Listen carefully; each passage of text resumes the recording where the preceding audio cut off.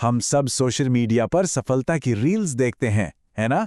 एकदम तेज, चमकदार, परफेक्ट। लेकिन जैसा कैप्टन हंसा शर्मा कहती हैं, उस तेज रील के पीछे एक बफरिंग स्क्रीन होती है। मतलब संघर्ष का वो दौर, वो चुनौतियां जो दुनिया को कभी दिखाई नहीं देती। तो आज हम इसी बफरिंग स्क्रीन के पीछे झांकने वाले हैं।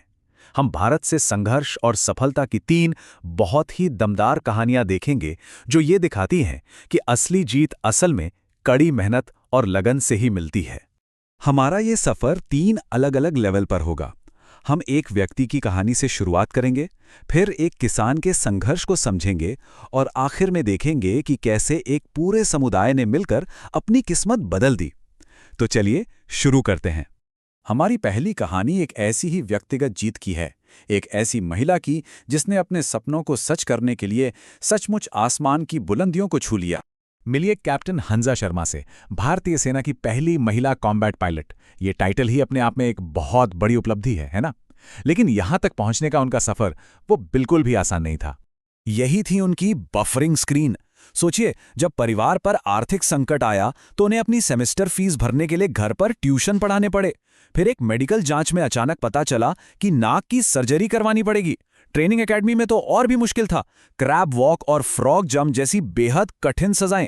और तो और उन्हें एक बड़ी नाकामी भी झेलनी पड़ी जब उन्हें रेलीगेट कर दिया गया और 6 महीने की ट्रेनिंग फिर से करनी पड़ी। उड़ान प्रशिक्षण के दौरान एक वक्त ऐसा भी आया जब वो बहुत ज्यादा संघर्ष कर रही थीं और उन्होंने हार मानने तक का सोच लिया था। लेकिन फिर उन्होंने फैसला किया कि नहीं, वो खुद को एक आखिरी मौका देंगी, अपनी पूरी 100% कोशिश के साथ। बस इसी एक सोच ने सब कुछ बदल दिया। और इस जिद और मेहनत का नतीजा क्या हुआ? अरे नतीजा तो जबरदस्त था। उन्होंने ना सिर्फ ट्रेनिंग पूरी की बल्कि मेरिट में पहला स्थान हासिल किया और प्रतिष्ठित सिल्वर चीता ट्रॉफी भी अपने नाम की। ये कहानी दिखाती है कि कैसे संघर्ष ही सफलता की असली नींव रखता है। तो ये तो थी आसमान की कहानी। अब जरा जमीन पर लौटते हैं और एक ऐसे किसान की कहानी सुनते हैं जिसने विज्ञान की मदद से अपनी खेती की तस्वीर ही बदल दी। बिहार के एक किसान हैं महेंद्र कुमार सिंह। वो बढ़ती लागत और घटती पैदावार दोनों से परेशान थे। उन्हें इस बात की चिंता थी कि केमिकल फर्टिलाइजर के ज्यादा इस्तेमाल से कहीं उनकी जमीन बंजर न हो जाए। फिर उनकी इस समस्या का हल एक सरकारी योजना के रूप में सामने आया जो 2015 में शुरू हुई थी, मृदा स्वास्थ्य कार्ड योजना। इसका मकसद बिल्कुल साफ था, किसानों को उनकी मिट्टी की सेहत के बारे में साइंटिफिक जानकारी देना ताकि वो सही खाद का सही मात्रा में इस्तेमाल करें। और इसका प्रोसेस भी बहुत आसान बनाया गया है। किसान बस एक रिक्वेस्ट देता है, फिर एक एजेंट खेत से मिट्टी का सैंपल लेता है। उस सैंपल को लैब में टेस्ट किया जाता है और फिर किसान को एक डिटेल्ड रिपोर्ट मिलती है। इस रिपोर्ट में साफ साफ लिखा होता है कि उनकी मिट्टी को असल में किन न्यूट्रिएंट्स की जरूरत है। महेंद्र ने इन सिफारिशों को अपने खेत के एक छोटे हिस्से पर आजमाया और जानते हैं नतीजा क्या हुआ? परिणाम चौंकाने वाले थे। जिस हिस्से में उन्होंने वैज्ञानिक सलाह मानी, वहां की पैदावार उनके सामान्य खेत के मुकाबले 16% से भी ज्यादा थी। और ये कहानी सिर्फ महेंद्र की नहीं है।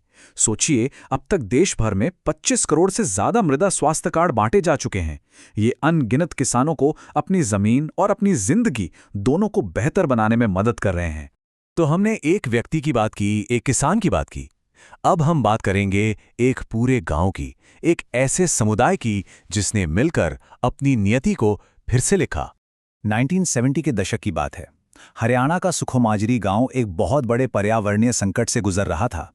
मिट्टी का कटाव इतना ज्यादा था कि आसपास की जमीन बंजर होती जा रही थी और गांव के कुएं तक सूख गए थे। उम्मीदें भी उसी मिट्टी के साथ बह रही थी। फिर गांव वालों ने वैज्ञानिकों के साथ मिलकर काम शुरू किया। उन्होंने कोई बहुत बड़ी बड़ी मशीनें नहीं लगाईं, बल्कि कुछ आसान लेकिन बहुत असरदार कदम उठाए।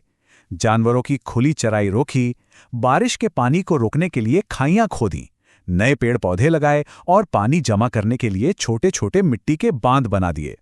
इन सामूहिक कोशिशों का असर सच में हैरान करने वाला था। पानी का बहाव 60% तक कम हो गया, फसल की पैदावार 45% बढ़ गई और सबसे बड़ी बात, जमीन के नीचे पानी का लेवल लगभग 7 मीटर तक बढ़ गया। उस गांव ने अपनी जमीन और अपनी अर्थव्यवस्था दोनों को फिर से जिंदा कर दिया। तो एक पायलट, एक किसान और एक पूरा गांव। इन 3 अलग-अलग कहानियों से आखिर हमें क्या सबक मिलता है? अगर आप देखें तो तीनों में एक ही पैटर्न है, चाहे वो कैप्टन शर्मा की निजी और शारीरिक चुनौती हो, महेंद्र की खेती से जुड़ी समस्या हो या सुकुमाजरी की पर्यावरणीय आपदा। हर कहानी में एक बड़ी चुनौती है, उस चुनौती का एक सही समाधान है और आखिर में एक शानदार नतीजा है। कैप्टन शर्मा की कही ये बात मुझे लगता है इन तीनों कहानियों के सार को बहुत खूबसूरती से बताती है। टर्ब्यूलेंस या अशांति का मतलब ये नहीं है कि उड़ान फेल हो रही है। इसका मतलब है कि आप अभी भी ऊपर की ओर चढ़ाई कर रहे हैं। मुश्किल दौर ही हमें असल में ऊंचाइयों तक ले जाता है। इन कहानियों से ये तो साफ है कि सफलता की चमक के पीछे हमेशा एक बफरिंग स्क्रीन होती ही है। तो अब सवाल ये उठता है कि हमारी अपनी बफरिंग स्क्रीन क्या है? वो कौन सी चुनौती है जो शायद हमें एक बेहतर भविष्य के लिए तैयार कर रही है?